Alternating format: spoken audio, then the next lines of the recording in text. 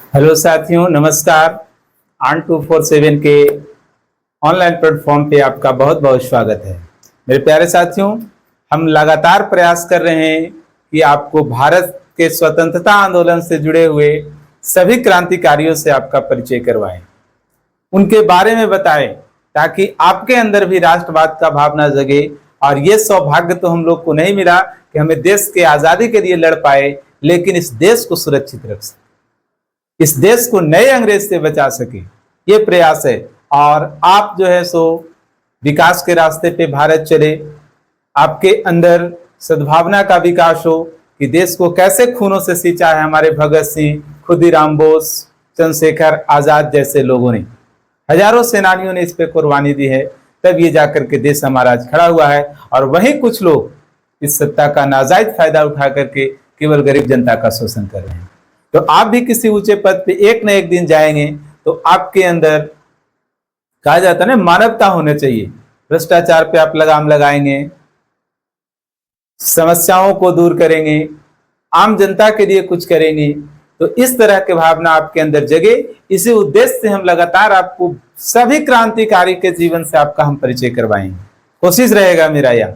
तो महात्मा गांधी का कहानी चल रहा था, अभी हमने भगत सिंह का कहानी आपके लिए शुरू किया था, है ना। आपको कैसे बताया कि भगत सिंह कैसे व्यक्ति थे, इस बात पे हम लोग चर्चा की। आज हम लोग बात करेंगे कि भगत सिंह को भी कुछ बातें चुभा करती थी और उसका नतीजा क्या होता था। उनके अंदर भी दिल था जो देश के लिए धड़कता था, और उस दिल पे जब ठेस पहुंचती थी उन्हें भी दर्द होता था।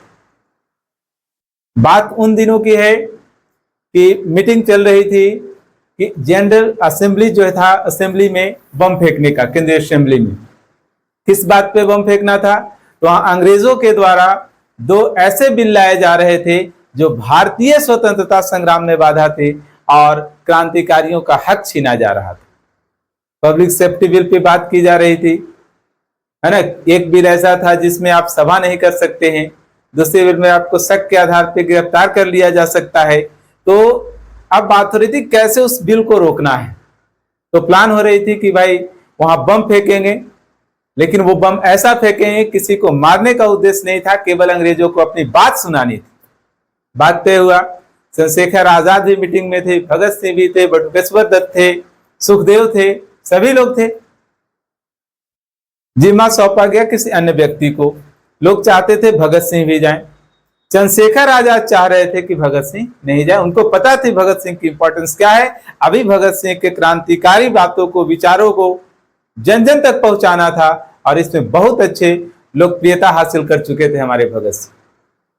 तो चंद्रशेखर आजाद मना किए, भगत सिंह मान गए, लेकिन भगत सिंह के परम मित्र सुखदेव ने उन पे व्यंग कस दिया। क्या व्यंग था? तो कॉलेज के दिनों में आते जाते एक लड़की हुआ करती थी, भगत सिंह से थोड़ी दोस्ती बढ़ी थी, देख करके हंसना मुस्कुराना ये चला था। तो सुखदेव ने आरोप लगाया कि भगत सिंह तुम कमजोर हो और तुम केवल प्यार के लिए जो है सो असेंबली में बम फेंकने नहीं जा रहे हो। भगत सिंह को बहुत दुख हुआ। दूसरे दिन ही उन्होंने तत्काल फिर से मीटिंग बुलाते हैं, जो उन लोग का संस्था था, नौजवान सभा, हिंदुस्तान रिपब्लिक एसोसिएशन, ये सब मर्ज हो गए थे आपस में। बुला करके तुरंत फिर अपने ऊपर ये नाम लिखवाते हैं कि हम और बटुकेश्वर दत्त जाएंगे बम फेंकने। 8 अप्रैल को बम फेंका गया 1929 में, और 5 अप्रैल को भगत सिंह सुखदेव के नाम एक पत्र लिखते हैं। उस पत्र में उनका दर्द आप सुनिए। उनके अंदर भी दिल धड़कता था देश के लिए, अपने समाज के लिए, भारतीयों के लिए, भारत माता के लिए। वो क्या लिखते हैं पत्र में, आपको मैं सुनाता हूं। देखिए, सुखदेव को पत्र लिख रहे हैं, क्या कह रहे हैं। प्रिय भाई, जैसे ही यह पत्र तुम्हें मिलेगा, मैं जा चुका हूंगा दूर मंजिल की तरफ।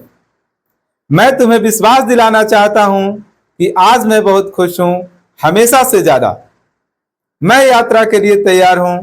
अनेक अनेक मधुर स्मृतियां के होते और अपने जीवन के सब खुशियों के होते हुए भी एक बात जो मेरे मन में चुभ रही है कि मेरे अपने भाई ने मुझे गलत समझा और मुझ पर बहुत ही गंभीर और आरोप लगाया कमजोर होने का। आज मैं पूरी तरह संतुष्ट हूं, पहले से कहीं अधिक।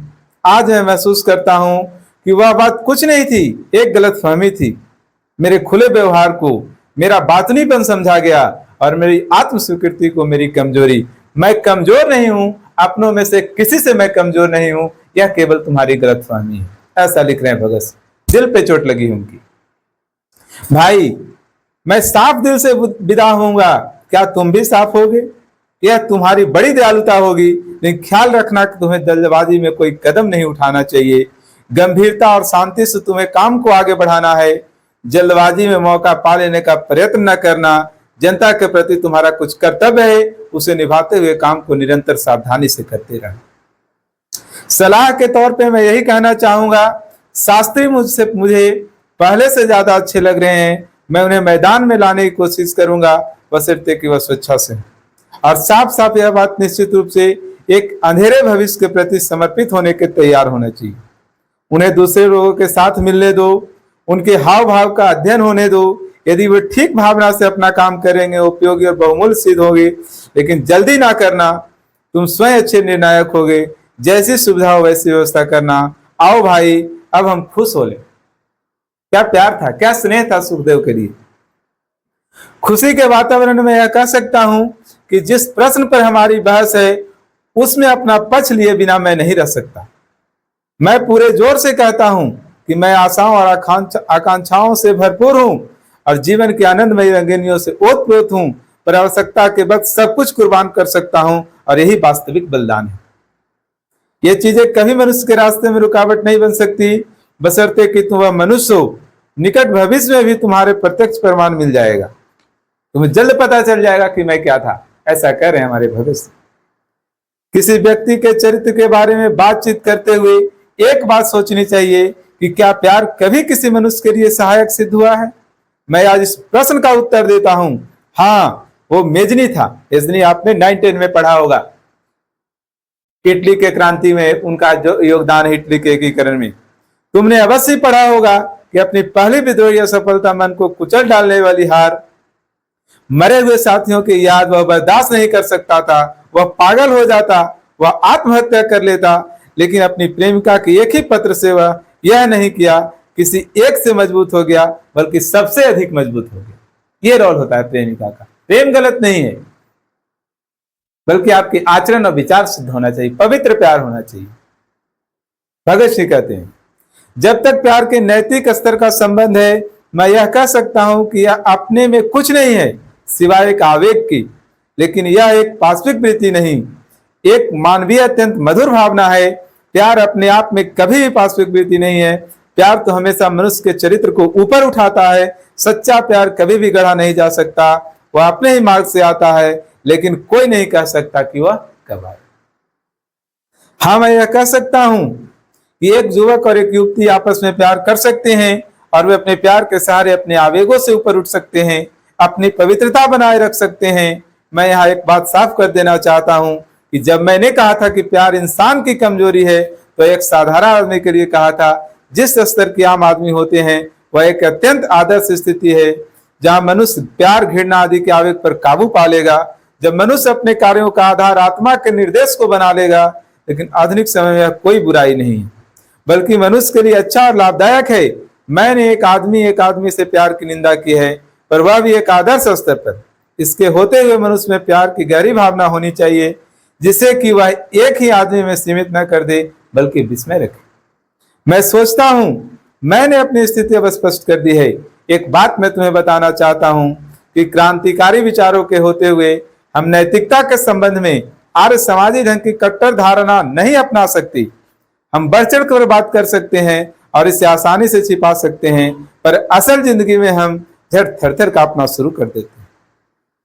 मैं तुम्हें कहूंगा कि यह छोड़ दो। क्या मैं अपने मन में बिना किसी गलत अंदाज के गहरी नम्रता के साथ निवेदन कर सकता हूं कि तुम में जो अति आदर्शवाद है उसे जरा कम कर दो और उनकी तरह से तीखे न रहो जो पीछे रहेंगे, मेरे जैसे बीमारी का शिकार होंगे। उनकी भर्त्सना कर उनके दुख तकलीफों को न बढ़ाना। उन्हें तुम्हारी सहानुभूति की आवश्यकता है।